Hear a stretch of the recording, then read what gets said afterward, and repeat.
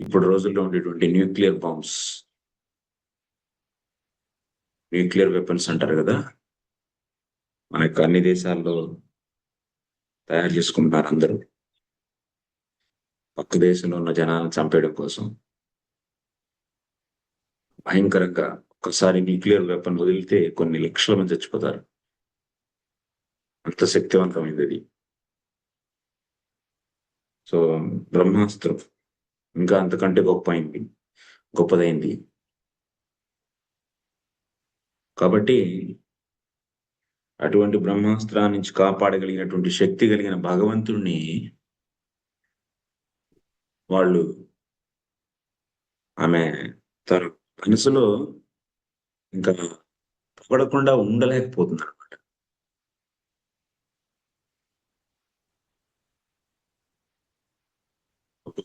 ఏమి శక్తిమంతుడివి అని చెప్పి ఫస్ట్ ఏం చెప్తుంది, నమస్యే, అయ్యా నమస్కారం మీకు అని అంటుంది. ఏమి నాయన, సో నిజమమ్మా, నేను మీ తమ్ముడు కొడుకునే కదా, నాకు నమస్కారం ఎందుకు పెడుతున్నావు? నీ సొంత తమ్ముడు కొడుకును కదా నేను, నాకు నమస్కారం పెట్టాల్సినటువంటి అవసరం ఏముంది? ఏమ్మా, ఎందుకు పెడుతున్నావమ్మా, చిన్నవాడిని కదా నేను అని అన్నారు. అప్పుడు తనేమంటుంది, నువ్వు పురుషుడు అయ్యా, నువ్వు పురుషుడు కాబట్టి నీకు నమస్కారం పెట్టాలి అని అన్నాడు. అని తను అంటుంది, నమస్యే పురుషం.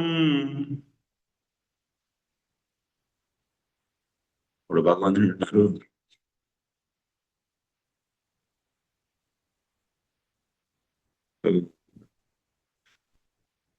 ఏంటమ్మా పురుషుడు పెద్ద గొప్ప విషయం ఉంది అందులో, అందరూ పురుషులే కదా, ఇందులో ఏమైనా సందేహం ఉందా? పురుషుడైతే నమస్కారం పెడతావా ఏంటి అని భగవంతుడు అంటే తను ఉంటుంది, నమస్యే పురుషం ఆద్యం. ఆద్యం ఉంటుంది, ఆద్యం అంటే అది పురుషుడు అంటే ఎప్పటి నుంచో ఉన్నాం. ఆద్యం నమస్యే పురుషం త్వాద్యం. అప్పుడు భగవంతుడు అంటున్నారు, అచ్చా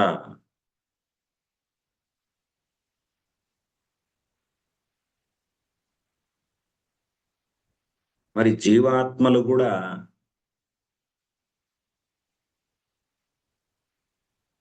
పురుషులే కదా, ఎప్పటి నుంచో ఉన్న పురుషులే కదా వాళ్ళు కూడా. అయితే నేను జీవాత్మనా, అందుకోసం నాకు నమస్కారం చేస్తున్నావా అని ఆయన. అంటే జీవాత్మలు శరీరాలు మారుస్తూ ఉంటాయి, శరీరాలు వచ్చిపోతూ ఉంటాయి, కానీ జీవాత్మ కూడా ఎప్పటి నుంచో ఉంది కదా, అనాది కాలం నుంచి. సో అనాది కాలం నుంచి ఉన్నటువంటి పురుషుడు జీవాత్మ కాదు కదా. అయితే ఏమమ్మా నువ్వు నన్ను జీవాత్మ అని చెప్పి నమస్కారం పెడదు అప్పుడు అంటుంది, కాదు కాదయ్యా, మీరు జీవాత్మ ఏంటి, ఈశ్వరం, మీరు ఈశ్వరుడు, జీవాత్మ మీరు ఈశ్వరుడు అని చెప్పి జీవాత్మల నుంచి ఆయన వేరు అని చెప్పి చెబుతుంది. ఈశ్వరం అది బాగా అంటున్నారు, అచ్చా నేను ఈశ్వరున్నా, ఓకే, నమస్తే పురుషం త్వాద్యం ఈశ్వరం. అది భగవంతుడు అంటున్నారు. అయితే ఈ మాట విన్నప్పుడు ఆయన స్వర్గంలో ఉండే ఇంద్రుడు, చంద్రుడు, భూమిపై ఉండే రాజులు వీళ్ళందరూ కూడా ఈశ్వరులే కదా, మరి వాళ్ళలాగా నేను ఏంటి, అందుకోసం పెడుతున్నావా నాకు నమస్కారం అని అంటే అప్పుడు అంటుంది కుంతిదేవి, ప్రకృతే పరం నమస్యే పురుషం త్వాద్యం ఈశ్వరం ప్రకృతే పరం. ఏమంటుంది? ప్రకృతే పరం. మీరు ప్రకృతి కంటే పరం అని చెప్పింది. వీళ్ళందరూ, ఈ రాజులందరూ, భూమిపైన ఏలే రాజులు, లేకపోతే స్వర్గంలో ఉండే ఇంద్రుడు చంద్రుడు, వీళ్ళంతా కూడాను ఈశ్వరులే. కానీ వాళ్ళంతా ఏంటి? ప్రకృతికి అధీనంలో ఉండేవాళ్ళు. ప్రకృతి కంటే పరమైన వాళ్ళు కాదు వాళ్ళు. నీవు ఆది పురుషుడివి అంటే జీవాత్మ కాదు నా ఉద్దేశం. కానీ ఈశ్వరుడివి అంటే నువ్వు ఇంద్రుడు చంద్రుడిలాగా అని కాదు నా ఉద్దేశం. ప్రకృతే పరం, ప్రకృతి కంటే పరమైన వాడివి నీవు అని చెప్పి చెప్తాడు. అందుకనే భగవంతుడిని మనం ఇంద్రుడు చంద్రుడితో సమానంగా పోల్చకూడదు. లేకపోతే భూమి మీద పుట్టిన ఒక సాధారణ రాజుల్లో ఆయన ఒక రాజు అని చెప్పి భావించకూడదు. మనోళ్ళందరూ మన ఆంధ్రప్రదేశ్లో ఉండే మహా కవులు భగవంతుడిని కూడా ఒక రాజులాగో లేకపోతే ఒక దేవతలాగో చిత్రీకరిస్తారు. ఇదే పోయే కాలం అనమాట. పెద్ద కవులు, పెద్ద పెద్ద బిరుదులు మళ్ళీ వాళ్ళకి ఆ పైపెచ్చిన. ఎందుకంటే ఆ బిరుదులు మొత్తం ఆంధ్రదేశం, తెలుగు రాష్ట్రాలు మొత్తం భ్రష్టు పట్టిపోయినాయి వీళ్ళ వల్లే. ఇంకా తెలుగు సాహిత్యం, అదే సాహిత్యాన్ని పుస్తకాల్లో పెట్టి చదివేవాళ్ళు ఇంకా ఉన్నాయి. శ్రీకృష్ణ భగవానుడు ఇంద్రుడు చంద్రుడు లాంటి వాడా? కానే కాదు. ఇంద్రుడు చంద్రుడు ప్రకృతికి అనుగుణంగా నడుచుకునేవాళ్ళు, ప్రకృతి యొక్క అధీనంలో ఉండేవాళ్ళు. వాళ్ళ యొక్క శరీరం ప్రకృతి యొక్క 24 మూలకాలతో ఏర్పడింది.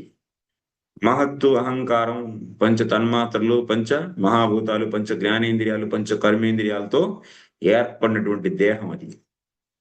మరి భగవంతుడు ప్రకృతే పరం, ప్రకృతి కంటే పరమైనటువంటి వాడు. ఈ ప్రకృతి కంటే పరం.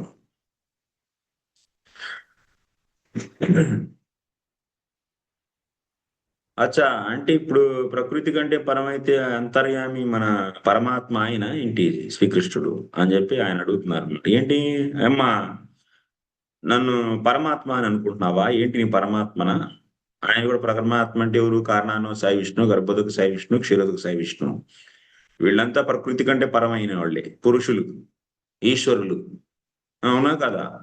కారణాను సాయి విష్ణు మొత్తం బ్రహ్మాండాలన్నిటిని ఆయన సృష్టింపజేస్తారు. గర్భోదక సాయి విష్ణు ప్రతి ఒక్కొక్క బ్రహ్మాండాన్ని ఏలుకుంటూ ఉంటాడు. క్షీరోదక సాయి విష్ణు ప్రతి జీవాత్మ యొక్క హృదయంలో ప్రవేశించి, జీవుడి యొక్క హృదయంలో ప్రవేశించి జీవాత్మలన్నింటినీ కూడా ఆయన నియంత్రిస్తూ ఉంటాడు. వాటి యొక్క కర్మలను అనుసరించి వాటికి కావలసినటువంటి ఫలితాలను అందింపజేస్తూ ఉంటాడు. ఇలా ముగ్గురు ఈశ్వరులే. ఏమి వీళ్ళు కూడా ప్రకృతి కంటే పరమే. అంటే కృష్ణుడు అంటే ఈ ముగ్గురులో ఒకళ్ళా? అంతర్యామి ఏంటి? అమ్మ నేను అంతర్యామినా అని చెప్పి ఆమె అడిగితే ఆమె అంటుంది, ఆమె కుంతి మహారాణి గారు, అయ్యో మీరేంటండి, మీరు అంతర్యామి కాదండి, ఇంకా అంతకన్నా పైన. ఏంటి? అలక్ష్యం. మీరు అలక్ష్యం అంటే ఊహించుకోలేని కన్నా ఊహాతీతులు. మిమ్మల్ని మేము కనిపెట్టలేము అంటే పరమాత్మను మనం కనిపెట్టచ్చు, పరమాత్మ ఉన్నాడు అని చెప్పి మనం పసిగట్టచ్చు. ఎట్లాగా? మనం ఆయన్ని లక్ష్యం చేసుకుని మనం సాధించవచ్చు. ఎలాగా అంటే ఇప్పుడు ఈ శరీరం ఉంది, శరీరంలో జీవాత్మ ఉంది. ఈ శరీరాన్ని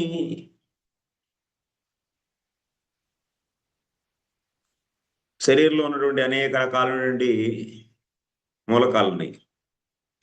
మనస్సు, బుద్ధి, చిత్తం, అహంకారం, జ్ఞానేంద్రియాలు, కర్మేంద్రియాలు, దేహం, ఇవన్నీ ఉన్నాయి. వీటన్నిటి యొక్క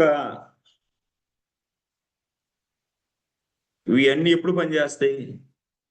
జీవాత్మ ఉంటేనే పనిచేస్తాయి. జీవాత్మ లేకపోతే స్థూల దేహం అంతే పడిపోయి ఉంటుంది, అంతే, అదేం పని చేయదు. ఇవన్నీ యాక్టివ్గా ఉండవు జీవాత్మ లేకపోతే. ఓకే, మరి ఇంకా ఏం చెబుతాం? జీవాత్మ సాక్షి. జీవాత్మ ఏం చేస్తుందంటే ఇవన్నీ చేసిన పనుల్ని జీవాత్మ తను చేశాను అని అనుకుంటుంది. ఇప్పుడు మనస్సు, బుద్ధి, చిత్తం, అహంకారం, కర్మేంద్రియాలు, జ్ఞానేంద్రియాలు ఇవన్నీ ఉన్నాయి కదా. వీటన్నిటిని నడిపేది ఎవరు? ఆ ఇంద్రియాల పైన ఉండేటువంటి దేవతలు. వాళ్ళు నడుపుతున్నారు. వాళ్ళు నడపటం వల్ల ఈ నడుస్తూ ఉన్నాయి. ఇవన్నీ ఏంటి? పనిముట్లు లాంటివి అన్నమాట. మనస్సు, బుద్ధి, చిత్తం, అహంకారం.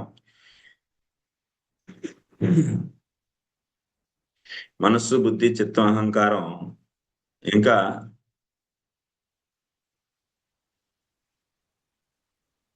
ఈ యొక్క స్థూల దేహం, ఇవన్నీ కూడాను పనిముట్లు లాంటి వీటన్నిటిని నడిపేది ఎవరు? ఆ మూలకాల పైన, వాటి పైన ఉండేటువంటి దేవతలు, దేవతల యొక్క అంశ. అవి నడుపుతూ ఉంటాయి వీటిని.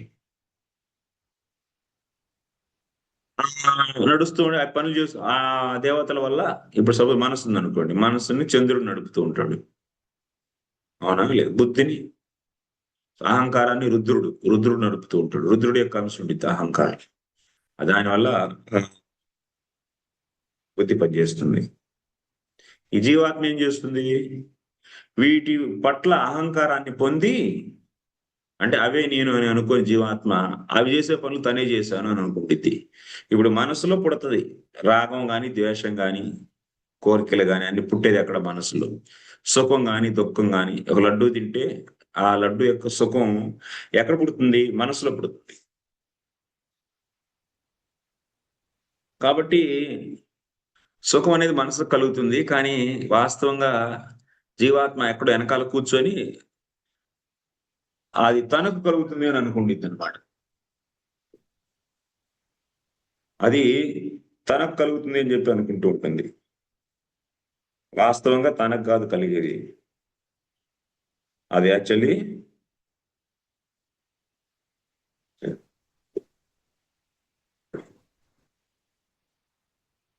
ఎవరికి కలిగేది సుఖం? మనసుకు కలుగుతుంది. కానీ జీవాత్మ తను అనుభవం ఆనందంగా ఉన్నాను, లేదా తను దుఃఖంగా ఉన్నాను అని చెప్పి అనుకునేది. సుఖం, దుఃఖం అన్ని మనసుకి ఏర్పడేవి.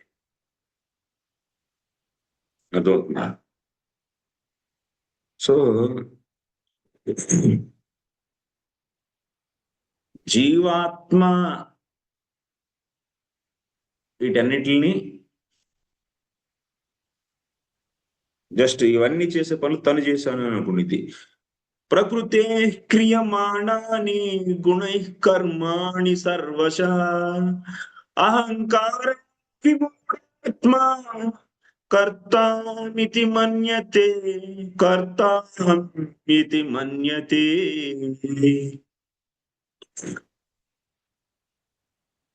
అహంకార విమూఢాత్మ కర్తాహమితి మన్యతే. జీవాత్మ ఏమనుకుంటుంది అంటే తను చేశాను. ఇప్పుడు మనస్సు అంటే తనే అని అనుకుంటుంది కదా. తను మర్చిపోయింది ఫస్ట్ అవిద్య ఆవరించడం వల్ల. ఆ పైన కర్మ, అహంకారం వల్ల మనసే తను అనుకొని భావించి మనసులో ఏర్పడే సుఖ దుఃఖాలు తనకు కలుగుతాయి అనుకుంటది. ఈ మనస్సు, బుద్ధి, చిత్తం, అహంకారాలని దేవతల యొక్క అంశాలు నడుపుతున్నాయి. జీవాత్మ వీటన్నిటిని చేసే పనులు తను చేశాను అనుకుంటుంది. అసలు ఈ మొత్తం వ్యవస్థని ఇచ్చింది ఎవరైతే? జీవాత్మ అయితే అందరిని తయారీ చేయలేదు. మనసు, బుద్ధి, చిత్తం, అహంకారాలు. అది జస్ట్ వాళ్ళు చేసే పనులు తను చేశాను అనుకుంటా. మరి మనసు, బుద్ధి, చిత్తం, అహంకారాలన్నీ పనిచేస్తున్నాయి దేవతల యొక్క అంశాల వల్ల. మరి ఆ దేవతలు ఎక్కడి నుంచి వచ్చారు? ఈ మనసు, బుద్ధి, చిత్తం, అహంకారాలు వాళ్ళు తయారు చేయాలి. వాళ్ళు కేవలం నడుపుతున్నారు. కానీ అప్పుడు ఇవన్నీ ఎక్కడి నుంచి వచ్చినాయి? ప్రకృతి నుంచి వచ్చినాయి. ఈ ప్రకృతి ఎక్కడి నుంచి వచ్చినట్టు? ప్రకృతి జడ పదార్థం. ఆ ఆ జడ పదార్థం ఎక్కడి నుంచి వచ్చింది అంటే దానికి కారణం ఎవరు? అంటే ఇప్పుడు మనకి, అంటే ఈ వ్యవస్థ అంతా చేసింది ఎవరు? ఇలా ఇలా ఉండాలి అని వీళ్ళందరిని అపాయింట్ చేయబడ్డారు. అందుకనే వెనకాల ఇంకొక వ్యక్తి కావాలి ఇవన్నీ చేసే వ్యక్తి. ఆయన ఎవరు? పరమాత్మ. ఆయనే కారణాన్వ సాయి విష్ణు. ఆయన కూడా పరమాత్మ అంటారు. గర్భోదక సాయి విష్ణు మరియు క్షీరోదక సాయి విష్ణు. ఈ ముగ్గురు పరమాత్మలే. వీళ్ళున్నారు అని చెప్పి మనం ఆటోమేటిక్ గా తెలుసుకోవచ్చు. ఎందుకంటే ఇక్కడ మనకు కనపడే వాళ్ళు చేసే పనులు లిమిటెడ్ అన్నమాట. కానీ వీటన్నిటి వెనకాల ఇంకొక వ్యక్తి అవసరం, లేకపోతే ఇవన్నీ జరగవు. కాబట్టి ఆయన్నే పరమాత్మ అంటారని ఈ విధంగా మనం పరమాత్మని మనం కనిపెట్టచ్చు. లక్ష్యం అంటే కనిపెట్టగలిగే వస్తువు అనమాట పరమాత్మ. అప్పుడు ఈమె ఏం చెబుతుంది, అయ్యా అమ్మా నేనేంది పరమాత్మనా అంటే ఆమె అంటుంది, నీ పరమాత్మ కంటే ఇంకా వేరయ్యా అలక్ష్యం అంటే నిన్నెవరు కనిపెట్టలేదు. పరమాత్మ ఉన్నాడు అని చెప్పి మనం గెస్ కొట్టొచ్చు అనమాట, ఊహించగలం. మన యొక్క చింతన ద్వారా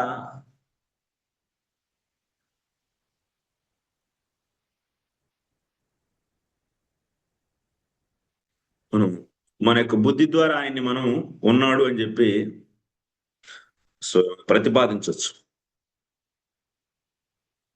సో అందుకని ఏమంటుంది, మీరు పరమాత్మ కంటే ఇంకా వేరయ్యా అలక్ష్యం అని ఉంది.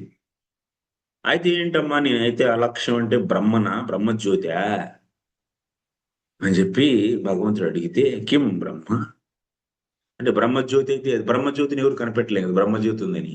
పరమాత్మను అడని చెప్పి మనం ఈజీ గెస్ కొట్టచ్చు, కానీ బ్రహ్మజ్యోతి ఉందని చెప్పి మనం గెస్ కొట్టలేం. అందుకని ఆయన అన్నారు, ఏమ్మా నేను బ్రహ్మజ్యోతినా అని అంటే, అప్పుడు తను అంటుంది, కాదు కాదు బ్రహ్మజ్యోతి కూడా కాదు మీరు, అంతర్బహిశ్చావస్థితం సర్వభూతానాం అంతర్బహిశ్చావస్థితం. ఎందుకు గొంతులు ఎగవట్లేదు ఈరోజు, ఏదో అయింది.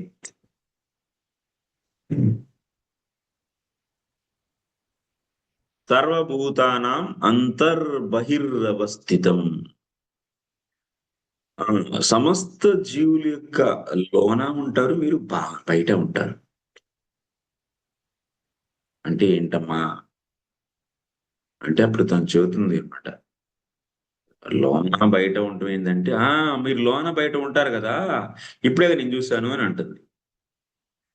ఏం చూసిందంటే తను, అదే ఏం చూసింది, బయట ఉండి 5 బాణాలని 5 బ్రహ్మాస్త్రాలని ఆయన ఆయన ఖండించేశాడు.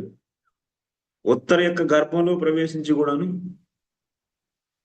అక్కడ కూడాను ఆవరించి గర్భాన్ని కాపాడాడు. ఇది అంటే లోన ఉండగలడు, బయట ఉండగలడు. బ్రహ్మజ్యోతి అయితే సర్వవ్యాప్తం అంతే అది, కానీ అది బయట లోన అంటూ ఏమి ఉండదు. ఇంకా బ్రహ్మజ్యోతి అన్ని చోట్ల వ్యాపించిపోయి ఉండిద్ది, కానీ లోన బయట ఉంటారు. అన్నిటికీ లోన ఉంటారు, అన్నిటి బయట కూడా ఉంటారు. బ్రహ్మజ్యోతి సర్వవ్యాప్తం అది, ఇంకా లోన బయట ఏమి ఉండదు, దానికి అంతా వ్యాపించిపోయి ఉండిద్ది అది సర్వత్రం. కాబట్టి మీరు లోన కూడా ఉంటారు, బయట కూడా ఉంటారు. కాబట్టి మీరు బ్రహ్మజ్యోతి కంటే వేరు అని చెప్పింది అనమాట. అచ్చా అంటే ఆమె యొక్క చెప్పే ఉద్దేశం ఏంటంటే, మీకు నమస్కారం, మీరు ఎందుకంటే పురుషుడు, మీరు ఆది పురుషుడు. ఆది పురుషుడు అంటే జీవాత్మ కాదు నా ఉద్దేశం, మీరు ఈశ్వరులు. ఈశ్వరుడు అంటే నాకు ఉద్దేశం మీరు ఏదో ఇంద్రుడు చంద్రుడు లాంటి వాళ్ళు కాదు, లేకపోతే భూమి మీద రాజ్యం రాజులు లాంటి వాళ్ళు కాదు, ప్రకృతి కంటే పరమైన వాళ్ళు. అంటే నా ఉద్దేశం మీరు అంతర్యామిని కాదు, ప్రకృతి కంటే పరం అంటే అలక్ష్యం. అంటే అలక్ష్యం ఏంటంటే మన ఉద్దేశం బ్రహ్మజ్యోతిని కాదు, బ్రహ్మజ్యోతి కంటే కూడాను వేరు మీరు. సర్వభూతానాం అంతర్బహిరవస్థితం, సమస్త జీవుల యొక్క లోన మరియు బయట ఉండేవాళ్ళు. ఎలా అంటే ఉదాహరణకి ఇప్పుడే కదా మీరు ఈ ఉత్తర యొక్క గర్భంలోనూ ఉన్నారు, బయట ఉన్నారు. అప్పుడు అంటుంటారు, మాయాజవని కాచ్చన్న అజ్ఞాధో